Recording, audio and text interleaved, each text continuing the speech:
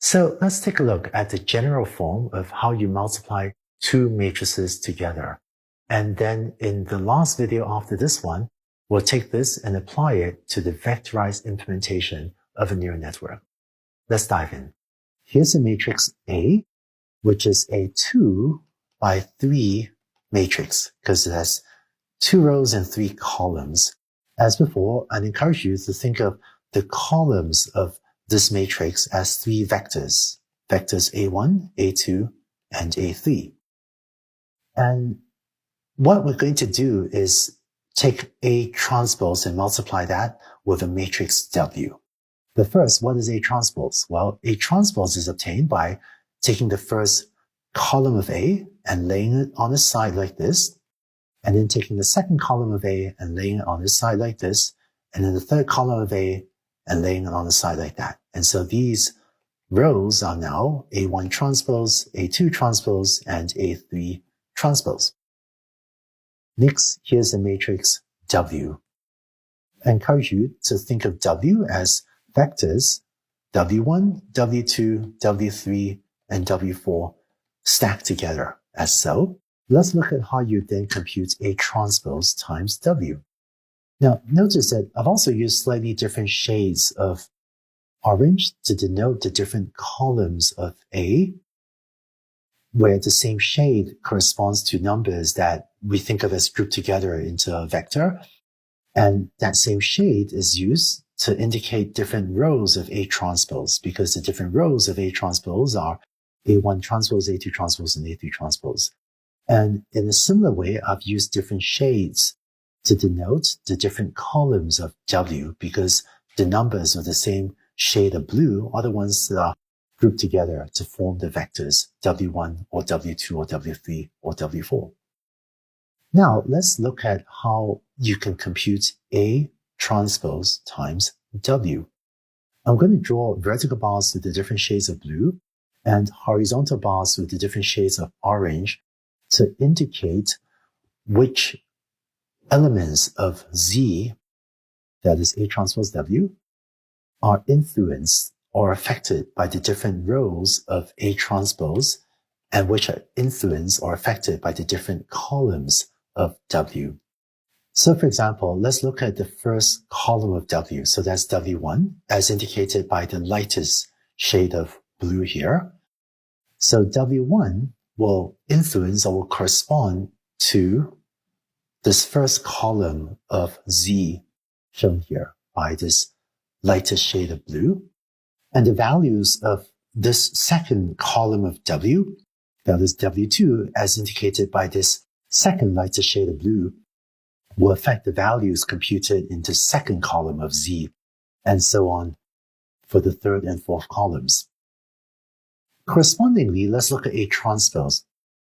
A1 transpose is the first row of A transpose, as indicated by the lightest shade of orange, and A1 transpose will affect or influence or correspond to the values in the first row of Z, and A2 transpose will influence the second row of Z, and A3 transpose will influence or correspond to this third row of Z. So let's figure out how to compute the matrix Z, which is going to be a 3 by 4 matrix, so with 12 numbers altogether. Let's start off and figure out how to compute the number in the first row and the first column of Z, so this upper leftmost element here. Because this is the first row and the first column corresponding to the lightest shade of orange and the lightest shade of blue, the way you compute that is to grab the first row of A transpose and the first column of W and take their inner product or the dot product. And so this number is going to be 1, 2 dot product with 3, 4, which is 1 times 3 plus 2 times 4, which is equal to 11. Let's look at a second example. How would you compute this number, this element of Z? So this is in the third row, row 1, row 2, row 3. So this is in row 3 and the second column, column 1, column 2.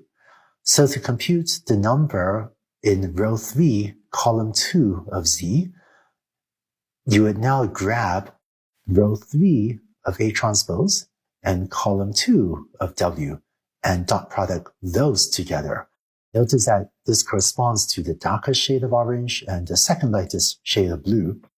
And to compute this is 0.1 times 5 plus 0.2 times 6, which is 0.5 plus 1.2, which is equal to 1.7. So to compute the number in row 3, column 2 of Z, you grab the third row, row 3 of A transpose, and column 2 of W. Let's look at one more example, and let's see if you can figure this one out. This is row 2, column 3 of the matrix Z. Why don't you take a look and see if you can figure out which row and which column to grab to dot product together, and therefore what is the number that will go in this element of this matrix. Hopefully you got that you should be grabbing row 2 of A transpose and column 3 of W, and when you dot product that together, you have A2 transpose W3 is negative 1 times 7 plus negative 2 times 8, which is negative 7 plus negative 16, which is equal to negative 23. And so that's how you compute this element of the matrix Z. And it turns out if you do this for every element of the matrix Z, then you can compute all of the numbers in this matrix, which turns out to look like that.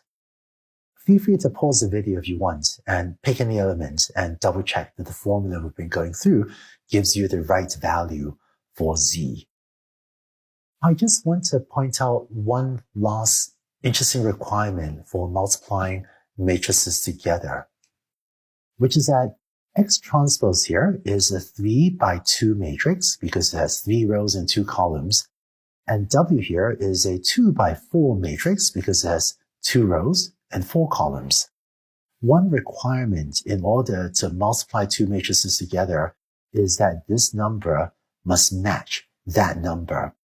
And that's because you can only take dot products between vectors that are the same length. So you can take the dot product between a vector with 2 numbers, and that's because you can take the inner product between a vector of length 2 only with another vector of length 2. You can't take the inner product between a vector of length 2 with a vector of length 3, for example. And that's why matrix multiplication is valid only if the number of columns of the first matrix, that is A transpose here, is equal to the number of rows of the second matrix, that is the number of rows of W here. So that when you take dot products during this process, you're taking dot products of vectors of the same size. And then the other observation is that the output Z equals A transpose W, the dimensions of Z is 3 by 4. And so the output of this multiplication will have the same number of rows as X transpose and the same number of columns as W. And so that too is another property of matrix multiplication. So that's matrix multiplication. All of these videos are optional, so thank you for sticking with me through these. And if you're interested, later in this week, there are also some purely optional quizzes to let you practice some more of these calculations yourself as well.